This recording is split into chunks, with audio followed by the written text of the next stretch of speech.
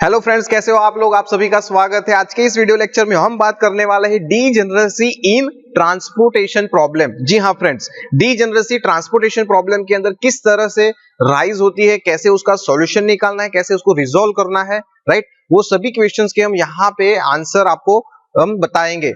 ठीक है, इसके साथ साथ डीजेनरेसी वर्ड आपने पहले भी सुना होगा फ्रेंड्स। जी हाँ फ्रेंड्स, डीजेनरेसी पहले सिंप्लेक्स मेथड में भी आती थी, वहां पे भी हमने उसको देखा था, वहां पे उसका कैसे रिजोल्यूशन होता है वो भी हमने देखा था। अगर फ्रेंड्स आपने वो वाला वीडियो नहीं देखा या फिर आपको ये नहीं पता कि सिंप्लेक्स मेथड में जो डीजेनरेसी होती है वो किस तरह से राइज होती है और कैसे उसका रिजोल्यूशन करते हैं, तो आप राइट कॉर्नर पे ये जो लिंक आपको दिख रही है उस लिंक पे क्लिक करके वो वीडियो जाके देख सकते हो।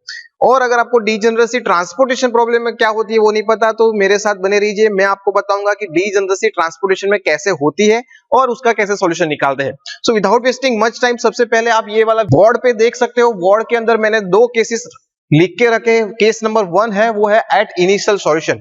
मतलब ट्रांसपोर्टेशन में जो डीजेनरेसी होती है वो दो तरह की होती है, दो जगह पे आपको दिखाई देगी। सबसे पहला होगा केस नंबर 1 में जैसे कि लिखा है एट इनिशियल सॉल्यूशन, मतलब at the beginning of Modi method आपको डीजेनरेसी दिखाई देगी, या फिर इन बिटवीन मतलब eight any stage of the iteration, मतलब आप मोदी मेथड से सॉल्व कर रहे हो एग्जांपल के और उस एग्जांपल में एक या दो इटरेशन होने के बाद भी वो डीजेनरेसी वहां पे आपको दिखाई देगी।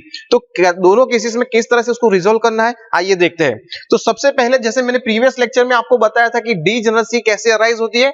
डीजेनरेसी अराइज होती है m plus n minus 1 is not equal to number of occupied cell रहते हैं। ठीक है फ्रेंड्स, ये ऑक्यूपाइड सेल मतलब क्या फ्रेंड्स, तो ऑक्यूपाइड सेल मैंने यहाँ पे देखो आपको पिंक कलर से दिखाई देंगे, राइट। सो ये ऑक्यूपाइड सेल्स हमने कैसे फाइंड आउट किए, using the three methods, north with corner method, least cost method and Vogel's approximation method. ये तीन मेथड से हमें ये इनिशियल बेसिक सॉल्यूशन मिला है और इस इनिशियल बेसिक सॉल्यूशन को हम मोदी मेथड से चेक करते हैं कि क्या यही सॉल्यूशन ऑप्टिमम है या फिर इसमें कोई इंप्रूव सॉल्यूशन हमें मिल सकता है। तो मोदी मेथड में चेक करने के लिए सबसे पहला स्टेप आपको करना होता है कि m plus n minus 1 equals to number of occupied cell हो रहा है या फिर नहीं हो रहा है। अगर वो नॉट इक्वल टू होगा तो उसको कहलाएगा, उस केस को कहलाएंगे हम डीजनरेट। क्या कहेंगे फ्रेंड्स, डीजनरेट कहेंगे। और डीजनरेट का मीनिंग होता है डीजनरेसी। ठीक है, सो जब भी friends m plus n minus 1 is not equal to number of occupied cell होगा तो डीजनरेसी कहलाएगी। So this is the first case at the initial iteration और इनिशियल सॉल्यूशन। अगर हम डीजनरेसी होती है तो क्या होगा। सो यहाँ पे पहले से मैंने एक एग्जांपल लिया है फॉर जस्ट डेमोन्स्ट्रेशन की कैसे डीजनरेसी होती है और इसको कैसे रिजोल्व करते हैं उसको समझाने के लिए। तो यहाँ पे आप देख सकते हो नंबर ऑफ ऑक्यूपाइड सेल कितने हैं, 1 2 3 4 5 6 और 7 है। एक और मैं यहाँ पे आपको बता देता हूँ बात की, मैंने ये अनबैलेंस ट्रांसपोर्टेशन प्रॉब्लम देखा है। देखो यहाँ पे आप देख सकते हो मैंने एक डमी रो ऐड की है। So this is the unbalance transportation problem. So इसके सभी जो क्राइटेरिया जितने भी केसेस है वो सभी एक ही एग्जांपल में यहाँ पे आपको एक्सप्लेन कर दूंगा। ठीक है, सो एक अनबैलेंस ट्रांसपोर्टेशन प्रॉब्लम है और इस अनबैलेंस ट्रांसपोर्टेशन प्रॉब्लम के अंदर नंबर ऑफ ऑक्यूपाइड सेल हमने वार्म मेथड से ढूंढ ली है। अब हम चेक करेंगे ये कंडीशन की, क्या ये कंडीशन यहाँ पे फुलफिल हो रही है। अगर नहीं फुलफिल होगी तो क्या होगा, डीजनरेसी। तो सबसे पहले देखेंगे m प्लस n माइनस 1। सो m का मतलब क्या है, m मतलब नंबर ऑफ रो। तो यहाँ पे रो कितनी है, देखो 1 2 3 4। सो 4 रो है तो मैं यहाँ पे 4 करूंगा। n का मतलब क्या है फ्रेंड्स, n मतलब नंबर ऑफ कॉलम। तो यहाँ पे कॉलम काउंट करेंगे 1 2 3 4 5। सो 5 कॉलम है, माइनस 1 करेंगे, कितना मिलेगा आंसर हमें, 4 प्लस 5 मतलब 9 minus 1 that is 8। Now count the number of occupied cell. तो 1 2 3 4 5 6 7। So number of occupied cell हमारे पास कितने हैं फ्रेंड्स, सिर्फ 7 ही है। दैट मींस यहाँ पे डीजनरेट सॉल्यूशन हमें मिल रहा है। सो मोदी मेथड से आगे चेक करने के लिए हमें ये जो डीजनरेट सॉल्यूशन मिला है उस डीजनरेट सॉल्यूशन को क्या करना पड़ेगा, नॉन डीजनरेट सॉल्यूशन करना पड़ेगा फ्रेंड्स। क्या करना पड़ेगा, नॉन डीजनरेट सॉल्यूशन करना पड़ेगा। सो नॉन डीजनरेट सॉल्यूशन करने के लिए आपको एक स्मॉल अमाउंट ऑफ प्रोडक्ट, आपको क्या करना पड़ेगा, नॉन डीजनरेट सॉल्यूशन बनाने के लिए स्मॉल अमाउंट ऑफ प्रोडक्ट को क्या करना पड़ेगा, अलोकेट करना पड़ेगा किसी भी एक अनऑक्यूपाइड सेल में। क्या करना पड़ेगा, किसी भी एक अनऑक्यूपाइड सेल में अलोकेट करना पड़ेगा। क्या अलोकेट करना पड़ेगा, स्मॉल अमाउंट ऑफ प्रोडक्ट को। तो स्मॉल अमाउंट ऑफ प्रोडक्ट आप कैसी ले सकते हो, एक भी हो सकती है, 0.1 भी हो सकती है, 0.01 भी हो सकती है, मतलब कुछ भी हो सकता है, 1 2 कुछ भी हो सकता है। तो ऐसा ना हो इसलिए हम जनरल फॉर्म यहां पे सिंबल यूज करेंगे। सिंबल हम क्या यूज करेंगे, यहां पे दो सिंबल यूज होते हैं जनरली, एप्सिलॉन या फिर delta, right. You can use any one symbol to represent the degeneracy and उस ये सिंबल है आप कहां पे यूज करोगे, अनऑक्यूपाइड सेल में, ठीक है। सो यहां पे आपने देखा कि ये 8 नॉट इक्वल टू 7, मतलब ये जो एग्जांपल हमने लिया इट इज डीजेनरेट। सो ये डीजेनरेट है, उसको नॉन डीजेनरेट के करने के लिए हम क्या करेंगे, एक स्मॉल अमाउंट ऑफ वैल्यू, तो वो कौन सी है, एप्सिलॉन या फिर डेल्टा, दोनों में से किसी एक सिंबल का यूज कर सकते हो। So we are going to use delta, ठीक है, मैं डेल्टा का यूज कर रहा हूं। सो डेल्टा को मैं यहां पे क्या करूंगा, इस वाम से ढूंढे हुए सॉल्यूशन में किसी भी एक अनऑक्यूपाइड सेल में क्या करूंगा, रिप्रेजेंट करूंगा। अब कौन से सेल में रिप्रेजेंट करना है, तो उसके लिए आपको क्राइटेरिया ध्यान में रखना है, जिसकी भी ट्रांसपोर्टेशन कॉस्ट, जिस अनऑक्यूपाइड सेल की फ्रेंड्स, जिस अनऑक्यूपाइड सेल की ट्रांसपोर्टेशन कॉस्ट सबसे कम हो, मतलब मिनिमम हो, ठीक है, सबसे मिनिमम ट्रांसपोर्टेशन कॉस्ट होगी जिस अनऑक्यूपाइड सेल की, उस अनऑक्यूपाइड सेल में आपको क्या करना है, ये जो डेल्टा है उसको रिप्रेजेंट करना है। सो यहां पे फ्रेंड्स देखो कितने अनऑक्यूपाइड सेल है, 1 2 3 then 4 5 6 7 8 and 9, 9 अनऑक्यूपाइड सेल है। इस 9 अनऑक्यूपाइड सेल में आप देखो सबसे मिनिमम अनऑक्यूपाइड सेल में ट्रांसपोर्टेशन कॉस्ट कहां पे है, मिनिमम ट्रांसपोर्टेशन कॉस्ट यहां पे और यहां पे 5 5, ठीक है।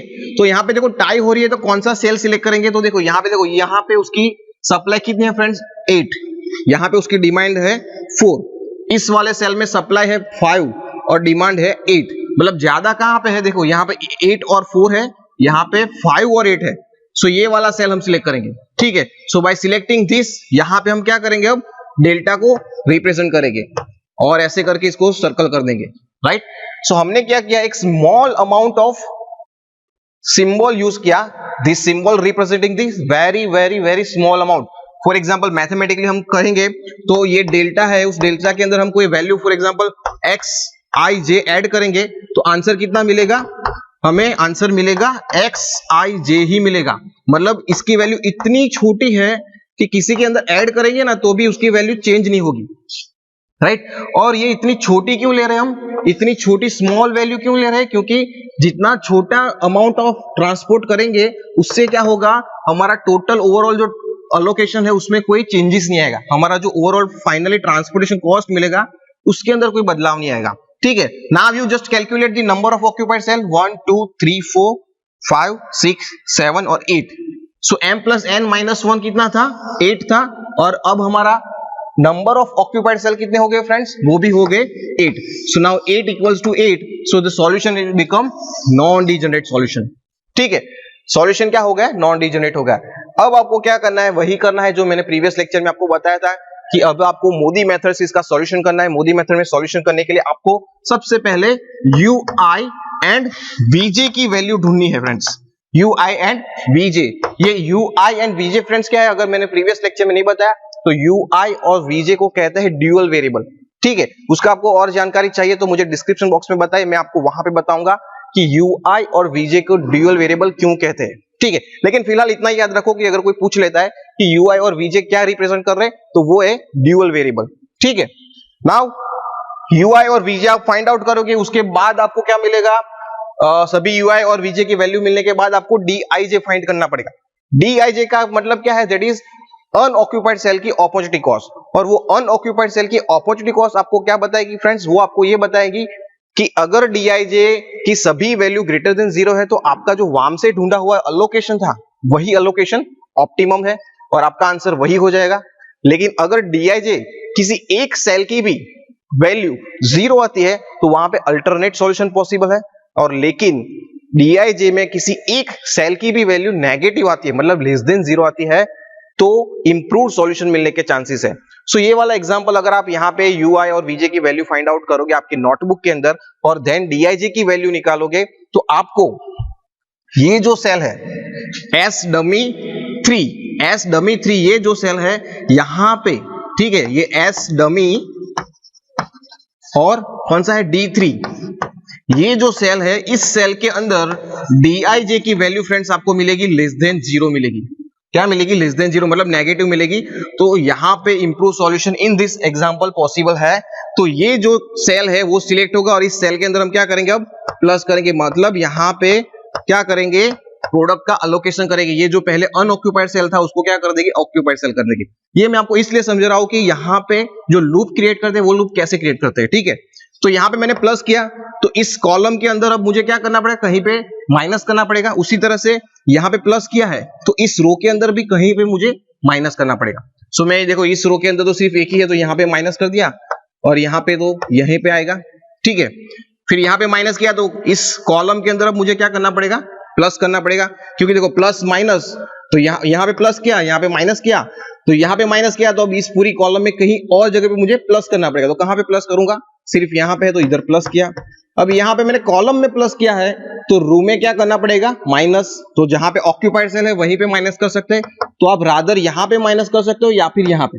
अब देखो यहाँ पे फ्रेंड्स माइनस करोगे तो फिर यहाँ से आप ऊपर नीचे कहीं पे भी नहीं कर, देखो हमने क्या किया, यहाँ पे माइनस किया तो फिर कॉलम में प्लस करना पड़ेगा। तो कॉलम में प्लस करने के लिए हमारे पास ऑक्यूपाइड सेल नहीं है, तो हम क्या करेंगे, यहाँ पे माइनस करेंगे।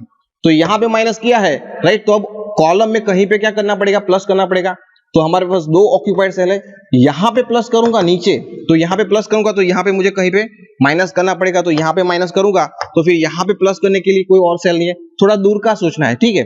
तो मैं यहाँ पे प्लस करता हूँ, तो यहाँ पे प्लस करूंगा, ठीक है।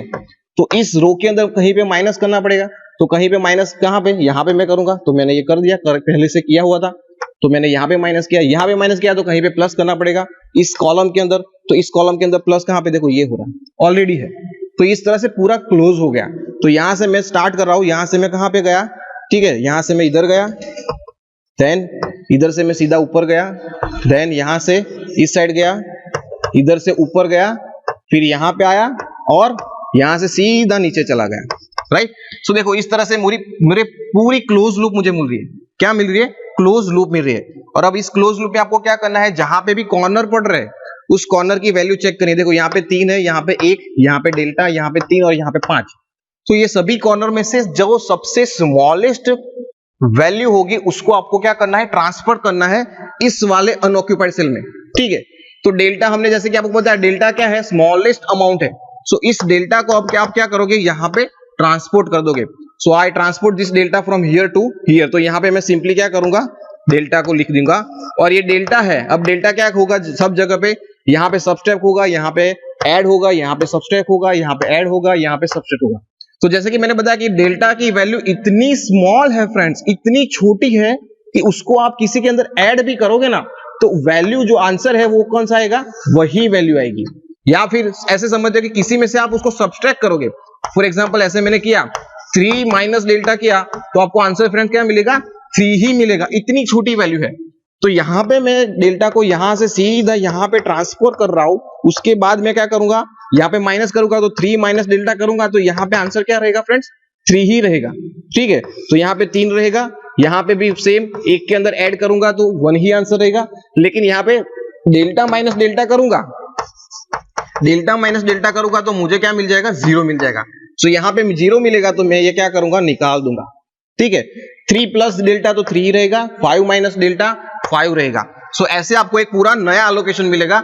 और ऐसे ही आपको फिर से यूआई वीआई फाइंड कीजिए, यूआई वीजे फाइंड करने के बाद फिर से डीआईजे फाइंड आउट कीजिए, ठीक है। तो ऐसे करके आपको तब तक जाना है जब तक आपको सभी डीआईजे की वैल्यू रादर पॉजिटिव या फिर 0 नहीं मिलती, ठीक है। सो आई होप कि ये आपको समझ में आ गया होगा। अब हम बात करेंगे केस नंबर 2 की। केस नंबर 2 में भी वही करना है। देखो डीजेनरेसी तो वही है friends, m plus n minus 1 not equal to number of occupied cell होगी तो उसको डीजेनरेसी इन ट्रांसपोर्टेशन कहेंगे। लेकिन this is the case number 2 at any stage of iteration. यहाँ पे आप देख सकते हो वाम के तुरंत हम मोदी मेथड में चेक करने गए तब हमें डीजेनरेसी मालूम पड़ी, तुरंत ही, ठीक है। वाम के बाद तुरंत पता चल गया। लेकिन यहाँ पे क्या है, इन बिटवीन आएगा, इन बिटवीन, जैसे कि ये स्टेप किया उसके बाद नेक्स्ट स्टेप में भी हो सकती है। तो इन बिटवीन आएगा तो कैसे करेंगे, तो यहाँ पे देखो, ठीक है, ये मैंने पहले से एक एग्जांपल डेमोन्स्ट्रेशन के लिए लिया है, ठीक है। यहाँ पे सब यूआई वीआई सबकी वैल्यू यहाँ पे आप देख सकते हो। इसके अंदर देखो मैंने एलोकेशन भी किया है। और जब इसका ये आप सबकी वैल्यू है तो आप जब इसका डीआईजे फाइंड आउट करेंगे तो सेल नंबर S3 और D1, S3 D1 ये जो सेल है वहां पे डीआईजे की वैल्यू लेस देन 0 आएगी, मतलब इस सेल की, तो इस सेल के अंदर हम क्या करेंगे, प्लस करेंगे। तो इसका हम लूप बनाएंगे। तो लूप कैसे, देखो यहां से मैंने प्लस किया है तो यहाँ पे माइनस करूंगा, यहाँ पे माइनस किया है तो यहाँ पे प्लस करूंगा, यहाँ पे प्लस किया है तो यहाँ पे फिर माइनस करूंगा। सो मुझे क्लोज लूप मिल गई, राइट। अब देखो इस क्लोज लूप में आपको क्या करना है, यहाँ पे प्लस करना है। कितना प्लस करोगे, तो कॉर्नर देखो, कॉर्नर में सबसे कम प्रोडक्ट कहां पे है, ये रही 30, ये भी 30, तो 30 यहाँ पे ऐड करो। सो ये 30 ऐड किया, यहाँ पे 30 सब्सट्रैक्ट करो। सो ये क्या हो जाएगा, 0 हो जाएगा। यहाँ पे हो जाएगा 20, सॉरी यहाँ पे ऐड करना है। सो ये क्या हो जाएगा, 80 हो जाएगा। यहाँ पे ये हो जाएगा 0, राइट। सो अब आप नए काउंट कीजिए, 1 2 3 और 4, 1 2 3 4, ठीक है, 1 2 3 4, 4 ही हमारे पास क्या हुए, नंबर ऑफ ऑक्यूपाइड सेल हो गए फ्रेंड्स। और आप m प्लस n की कंडीशन यहां पे चेक कीजिए, m प्लस n कितनी है, तो देखो 1 2 3, तो रो कितनी है हमारे पास 1 2 3, राइट। कॉलम कितने हैं फ्रेंड्स हमारे पास 1 2 3 -1, तो 3 + 3 6 -1 सो 5।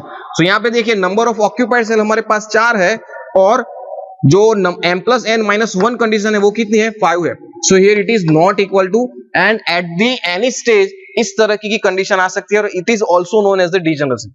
अब इसको कैसे सॉल्व करेंगे, तो इसको भी वैसे ही सॉल्व करना है। अगेन आपको delta, right, small amount of value कहीं पे रखनी है। कहां पे रखेंगे, अनऑक्यूपाइड सेल में, जहां पे भी मिनिमम ट्रांसपोर्टेशन कॉस्ट हो। तो सबसे मिनिमम ट्रांसपोर्टेशन कॉस्ट कहां पे फ्रेंड्स, ये रही, यहां पे आप देख सकते हो 5। सो हम क्या करेंगे, इसके अंदर ऐसे करके डेल्टा रख देंगे, और डेल्टा रखेंगे तो ये क्या हो जाएगा, 5 हो जाएगा नंबर ऑफ ऑक्यूपाइड सेल। सो 5 यहां पे है, 5 यहां पे है, दैट्स ऑल। डीजेनरेसी जो थी उसको हमने रिमूव किया, सॉल्यूशन डीजेनरेट था उसको नॉन डीजेनरेट कर दिया। और अब आपको क्या करना है, आगे वही फर्दर प्रोसीजर करनी है जो हमने पहले प्रीवियस वीडियो में भी देखी थी। I hope degeneracy in transportation अब आपको क्वेरी सॉल्व हो गई होगी। फिर भी कुछ क्वेरी आपके दिमाग में अभी भी चल रही है तो आप कमेंट बॉक्स में मुझे बता सकते हैं, वहां पे मैं आपको उसका अवश्य सॉल्यूशन दूंगा। सो फिलहाल आज के इस वीडियो लेक्चर में इतना ही रखते हैं। अगर फ्रेंड्स वीडियो अच्छा लगा है तो लाइक कर दीजिए, और चैनल को सब्सक्राइब नहीं किया तो सब्सक्राइब कर दीजिए। आपका एक सब्सक्रिप्शन मुझे काफी मोटिवेट करने वाला है, ठीक है। सो मिलते हैं नई वीडियो के साथ, तब तक के लिए धन्यवाद, थैंक यू।